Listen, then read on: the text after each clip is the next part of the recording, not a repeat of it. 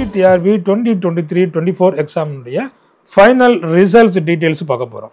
அதாவது இந்த UGTRB எக்ஸாமுடைய final ரிசல்ட்ஸை TRP வெப்சைட்டில் வெளியிட்டாங்க. ஃபைனல் ஆன்சருக்கு அது யார் யாருக்கெல்லாம் எவ்வளோ மார்க் அப்படிங்கிறத எல்லாத்தையுமே வெளியிட்டாங்க. அப்போ அந்த டீட்டெயில்ஸை பற்றி பார்க்க போகிறோம். அப்போ இந்த UGTRB எக்ஸாம் நோட்டிஃபிகேஷன் பார்த்தீங்கன்னா 25/10/23 வெளியிட்டாங்க. அதுக்கப்புறமா இந்த எக்ஸாம் டேட் 4/2/2023 இதில் டோட்டலாக 40,136 கேண்டிடேட்ஸ் வந்து இதை எக்ஸாம் எழுதிக்கிறாங்க. எழுதுறதுக்கு அப்புறமா இந்த டென்டேட்டிவ் ஆன்சருக்கு February month 19th வந்து வெளியிட்டிருந்தாங்க. அதுக்கப்புறமா அப்ஜெக்ஷன் ட்ராக்கர், அதுக்கப்புறமா இந்த புக்ஸ் அப்லோட் பண்ணுறது, அதுக்கப்புறமா இந்த மாதிரி டீட்டெயில்ஸ்லாம் நடந்தது இல்லையா. அதுக்கு அப்புறமா February நடந்திருக்கு இல்லையா, March, April, May. ஸோ 3 monthsக்கு அப்புறமா இப்போ தான் இந்த ஃபைனல் ரிசல்ட்ஸை வெளியிட்டுக்கிறாங்க. சரிங்களா.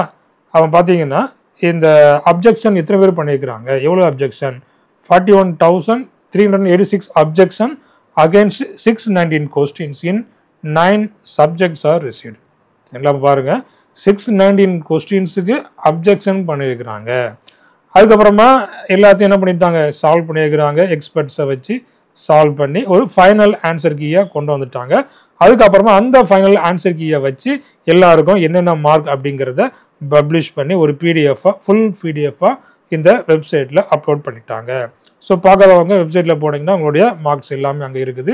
உங்களுடைய நம்பரை போட்டிங்கன்னா உங்களுக்கு உங்களுடைய மார்க்ஸ் அதில் வந்துடும் இல்லை.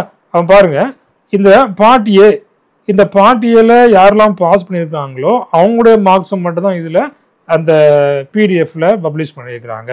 சரிங்களா. பாருங்கள், the marks obtained by the candidates who have appeared for the written examination are hereby released.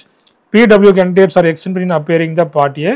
அதுக்கப்புறமா இந்த for all part A qualified candidates and for all PWD candidates part B results are released herewith.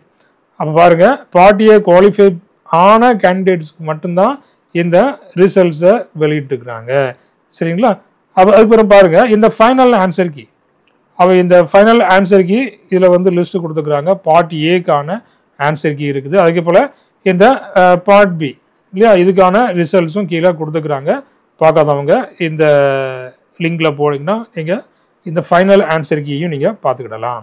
அதுக்கப்புறமா இனி என்ன நடக்கும் பாருங்க. As per the notification பேரா 11C, the short listed candidates in the ratio 1:1.25 will be called for certificate verification. அப்போ இந்த CV date will be intimated later along with the CV list.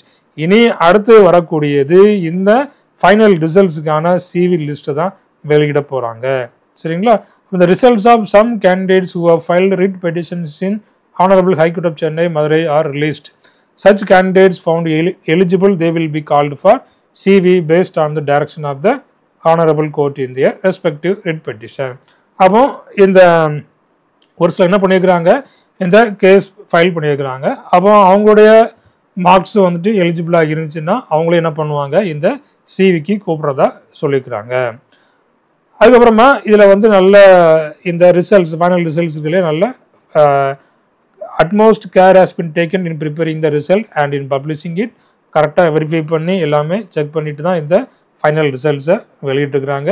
சரிங்களா. அப்போ இந்த கெமிஸ்ட்ரியில் எவ்வளோ கட் ஆஃப் இருக்கும், சரிங்களா, maximum mark எவ்வளோ இருக்க போகுது அப்படிங்கிறது நாம் அடுத்த வீடியோவில் பார்க்கலாம். சரிங்களா. அப்போ அடுத்தது என்ன, இந்த சிவில் லிஸ்ட் யாருக்கெல்லாம் சிவில் லிஸ்ட் வருது அப்படிங்கிறதையும் நம்ம பொறுத்திருந்து பார்க்கலாம். தேங்க்யூ, தேங்க்ஸ் ஃபார் வாட்சிங்.